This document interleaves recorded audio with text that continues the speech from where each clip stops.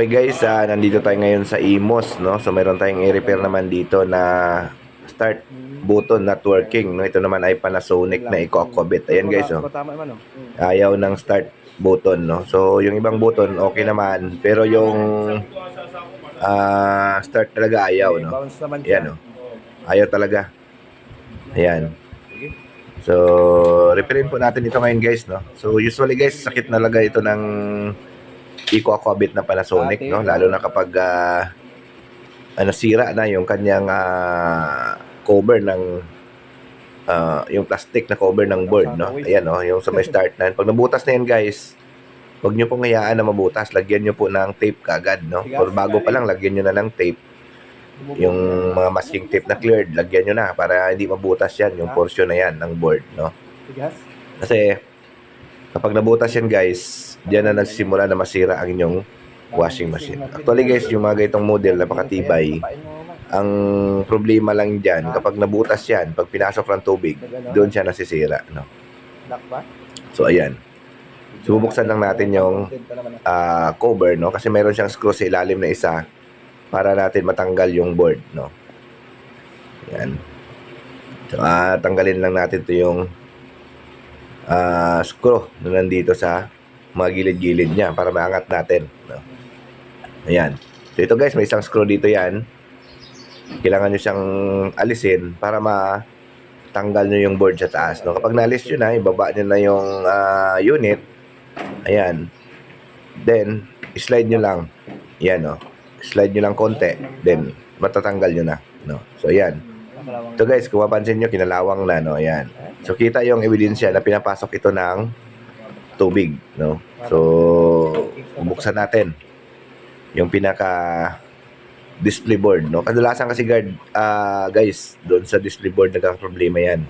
Doon sa mga tack switch niya, no? Lalo na kapag pinasok ng tubig yan, talagang masisira yan.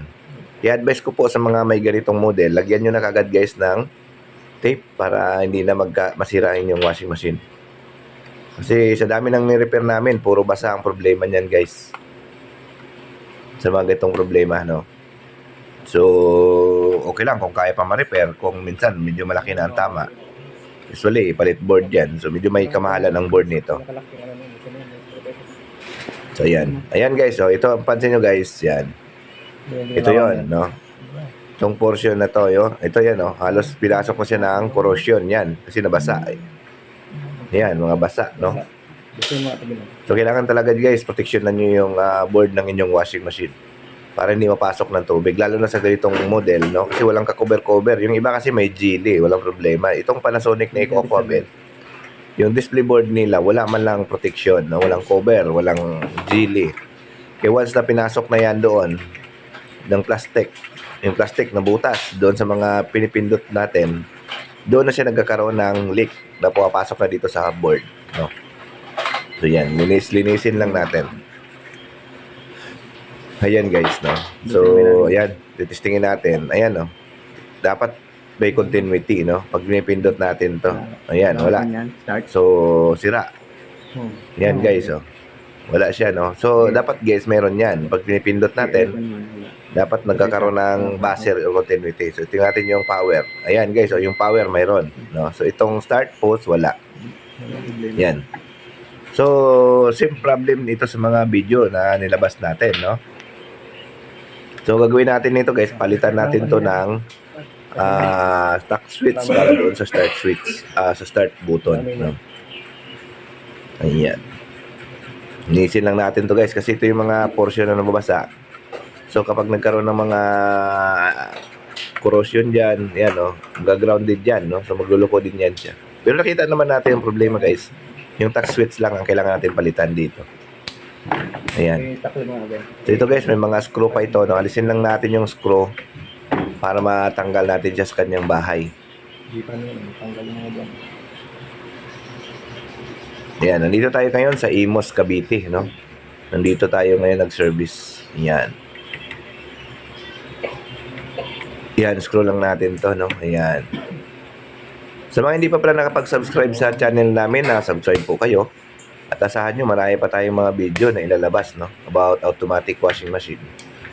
No. Ang kung mapapansin nyo guys, yung mga video natin, minsan nakailang upload na tayo ng same problem, no? So talagang sinasadya namin siya na i-upload kahit same problem na doon sa mga ina-upload namin para naman na makita talaga ng lahat na kapag ganito ang problema, start post. Yari ka kay Kidlat ka. Ganun ang unang i-check, no? Para ah, hindi na maliligaw, no? Kasi tulad yan, kung isang video lang i-upload natin, magkakaroon pa kasi ng doubt na baka nagkataon lang, no? Nagkataon lang na yan ang sira, nagkataon lang na ganito ang sira. So, pero kapag marami na tayong video na ni-upload ng same problem, so, madali na, ibig sabihin, Oh, mait na. ito talaga ang nasisira, no? So, kasi paulit-ulit, no? Marami ng, ayan. So, yan, kung mapansin nyo guys, oh, ayan, oh, namumuti na, ayan. Kasi nababasa siya. Kaya nasisira yung tack switch, no? Kasi pag di yan nabasa, guys, hindi naman basta-basta masira yan. No? So, ang gagawin natin, alisin natin yan, palitan natin ng panibagong tack switch, no? Ang tack switch naman, guys, medyo mahirap din makabili niyan, no? So, usually niyan, kinukuha namin yan sa mga lumang board, mga sirang board. Doon namin kinukuha yan. Kasi kung bibili kayo ng tack switch na ganun, maghahanap pa kayo kasi dapat kasing haba yan yung ilalagay nyo dyan. Kasi kung maiksi naman ilagay nyo, hindi naman niya matulak kapag pinipindot nyo. So, dapat SIM na SIM, no? Kaya nakukuha yan sa mga lumang board na SIM model, no? Doon namin kinukuha yan kapag kami nagpapalit niyan, no? Ayan. Ayan guys, yan. Filter natin guys, kulay black, no? Pero SIM yung haba nila. Ang importante kasi dyan yung haba. Kasi yung mounting niyan, dapat pareho, no? Ayan. Babalik na natin guys, no? So, yan. Ayan. Start. Ayan. So, gumana na po siya, no? So, yun lang naging problema niya, guys. Kanina, nung testing natin, ayun, yun ang gumana sa start. So, ngayon, ayos na, no? So, yan, babalik lang siya natin. Ayan, okay na po siya, no? Start button, no? So, ganun yan, guys, no?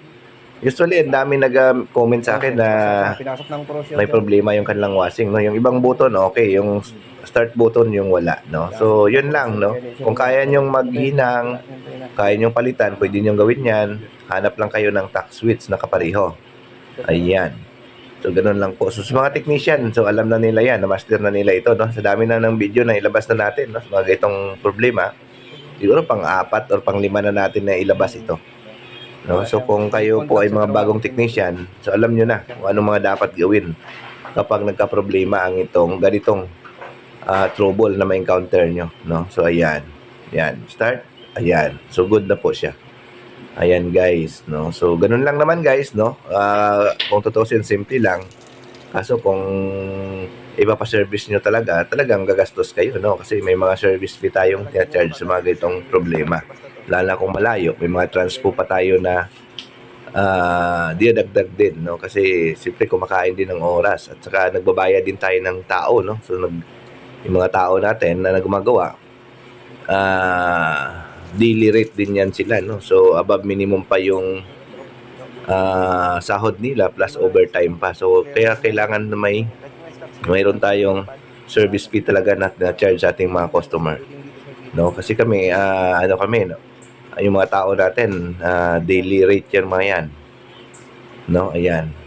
So, working na po sila. Ayan, guys. Okay na siya, no? Ayan, titestingin lang natin. Ayan, para sigurado. Okay guys, maraming salamat sa panonood. Bye-bye!